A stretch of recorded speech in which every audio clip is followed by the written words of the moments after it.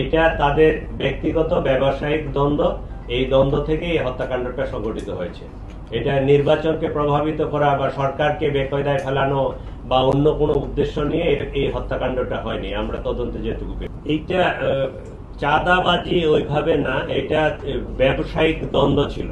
হাজী সেলিমের সম্ভবত ভাতিজা পিল্লু কমিশনার, আপনারা নাম জানেন, পিল্লু কমিশনারের ছত্রছায়ায় তারা অ্যালুমিনিয়ামের পল্লী বিদ্যুতের তারের ব্যবসা করে। পল্লী বিদ্যুতের তারের ব্যবসাটা কি, পল্লী বিদ্যুতের তার যে চুরি হইতো এই চোরাই তারটা এরা কিনে আবার বিভিন্ন ধরনের যে ফ্যাক্টরি আছে যারা অ্যালুমিনিয়ামের ডেকচি পাতি কড়াই বিক্রি করে তাদের কাছে এরা বিক্রি করত। বিগত 17 বছর ধরে এই কাজ করছে কিন্তু সোহাগ। গত 9 জুলাই 2025 তারিখ বিকেল আনুমানিক 5:40 সময় রাজধানী স্যার সলিমুল্লাহ মেডিকেল কলেজ ও হাসপাতালের 3 নম্বর গেটের সামনে পাকা রাস্তার উপর কতিপয় দুর্বৃত্ত দেশীয় অস্ত্রশস্ত্রে সজ্জিত হয়ে লাল চাঁদ ওরফে সোহাগ নামে এক ব্যক্তিকে প্রকাশ্য দিবালোকে নৃশংসভাবে হত্যা করে।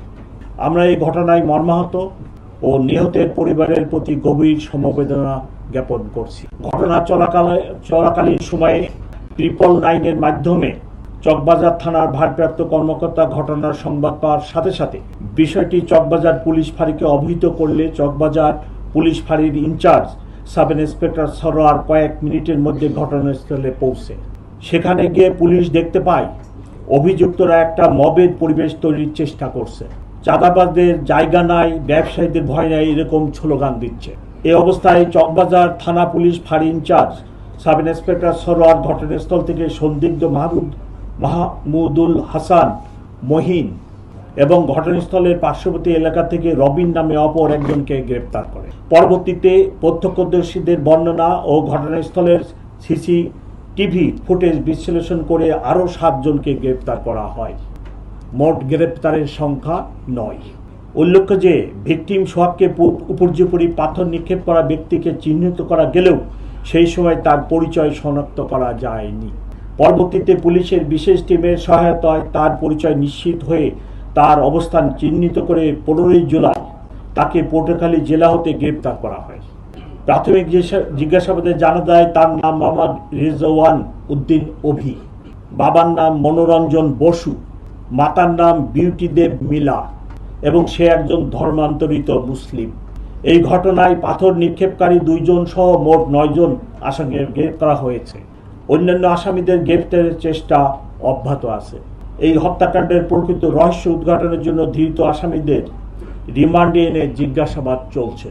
ইতিমধ্যে এই ঘটনার এজাহার নিয়ে বিভিন্ন সামাজিক যোগাযোগ মাধ্যম ও গণমাধ্যমে বিভ্রান্তিমূলক তথ্য ছড়ানো হয়েছে। কিন্তু প্রকৃত ঘটনা হলো মামলার এজাহার দায়েরের জন্য প্রথমে তার সাবেক স্ত্রী লাকি আক্তার থানায় আসে। কিছুক্ষণের মধ্যে ভিকটিমের সৎ ভাই রনিউ থানায় আসে। তারা নিজেদের মধ্যে সলা পরামর্শ করে 23 জনকে আসামি করে একটি খসড়া এজাহার প্রস্তুত করে। এর মধ্যে ভিকটিমের আপন বড় বোন মঞ্জু আরা বেগম, বর্তমানে মামলার বাদীনি, থানায় এসে এজাহার দাখিলের আগ্রহ প্রকাশ করে। তখন তার সামনে পূর্বের খসড়া এজাহার উপস্থাপন করা হয়। এ সময় বাদীনির মেয়ে উক্ত খসড়া এজাহারের ছবি তুলে রাখে, যা পরবর্তীতে সোশ্যাল মিডিয়ায় ছড়িয়ে পড়ে।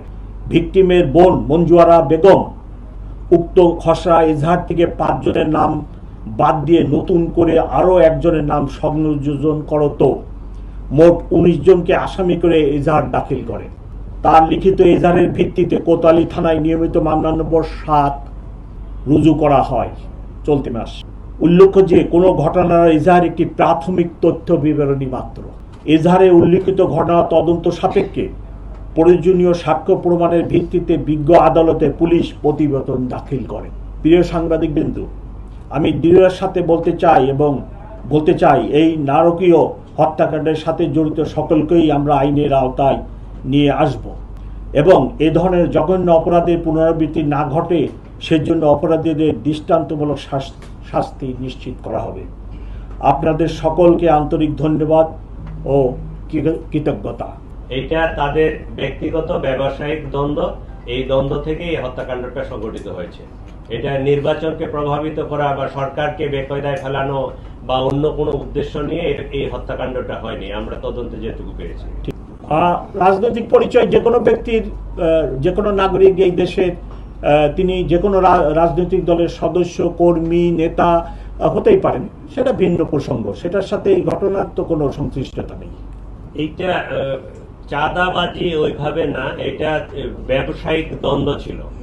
এই যে সোহাগ যে মারা গেছে, আগের রিজিমে ওখানে হাজি সেলিমের সম্ভবত ভাতিজা পিল্লু কমিশনার, আপনারা নাম জানেন, পিল্লু কমিশনারের ছত্রছায়ায় তারা অ্যালুমিনিয়ামের পল্লী বিদ্যুতের তারের ব্যবসা করে। পল্লী বিদ্যুতের তারের ব্যবসাটা কি, পল্লী বিদ্যুতের তার যে চুরি হইতো, এই চোরাই তারটা এরা কিনে আবার বিভিন্ন ধরনের যে ফ্যাক্টরি আছে যারা অ্যালুমিনিয়ামের ডেকচি, পাতি, কড়াই বিক্রি করে, তাদের কাছে এরা বিক্রি করত।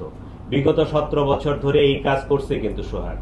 এই 5 আগস্টের পট পরিবর্তনের ফলে সে আবার তার ভুল পাল্টায় এদিকে আসছে। এইখানে আরেকটা গ্রুপ এই ব্যবসার সাথে জড়াই গেছে। ওই তখন ব্যবসায়িক একটা বিভেদ তৈরি হয়েছে দুইজনের মধ্যে, এবং এরা আগে থেকেই পূর্ব পরিচিত। উভয় পক্ষই কিন্তু একে অপরকে চিনে, একে অপরকে জানে, এবং এলাকারই তারা ওই ব্যবসায়িক দ্বন্দ্ব এবং কোন্দল থেকেই হত্যাকাণ্ড সংঘটিত হয়েছে।